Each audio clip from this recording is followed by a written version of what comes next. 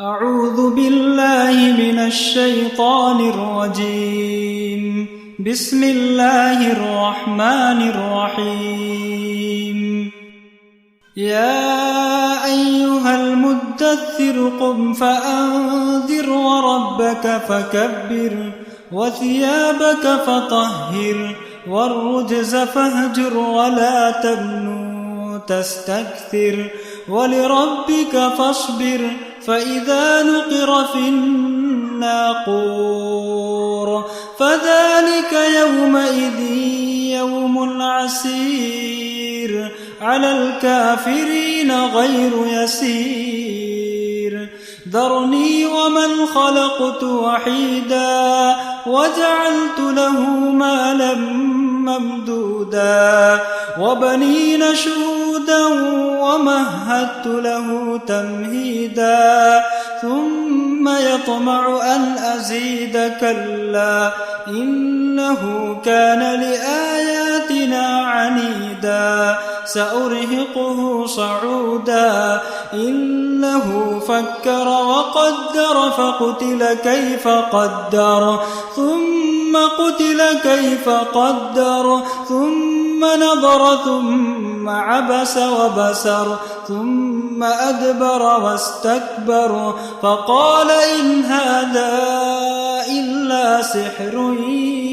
يؤثر إن هذا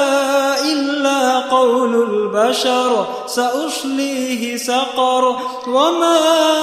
أدراك ما سقر لا تبقي ولا تذر لواحة للبشر عليها 19 وما جعلنا أصحاب النار إلا ملائكة وما جعلنا عدتهم إلا فتنة للذين كفروا ليستيقن الذين أوتوا الكتاب ويزداد الذين آمنوا إيمانا ولا يرتاب الذين أوتوا الكتاب والمؤمنون وليقول الذين في قلوبهم مرض والكافرون ماذا أراد الله بهذا مثلا كذلك يضل الله من يشاء ويهدي من يشاء وما يعلم جنود ربك إلا هو وما هي إلا ذكرى للبشر كلا والقمر والليل إذا أدبر والصبح إذا أسفر إنها لإحدى الكبر نذيرا للبشر لمن شاء منكم أن يتقدم أو يتأخر كل نفس بما كسبت رهينة إلا أصحاب اليمين في جنات يتساءلون عن المجرمين ما سلككم في سقر قالوا لم نك من المصلين ولم نك نطعم المسكين وكنا نخوض مع الخائضين وكنا نكذب بيوم الدين حتى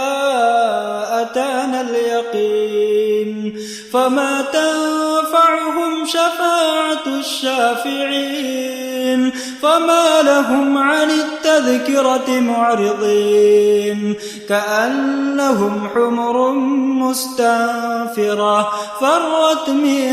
قسورة بل يريد كل امرئ منهم أن يؤتى صحفا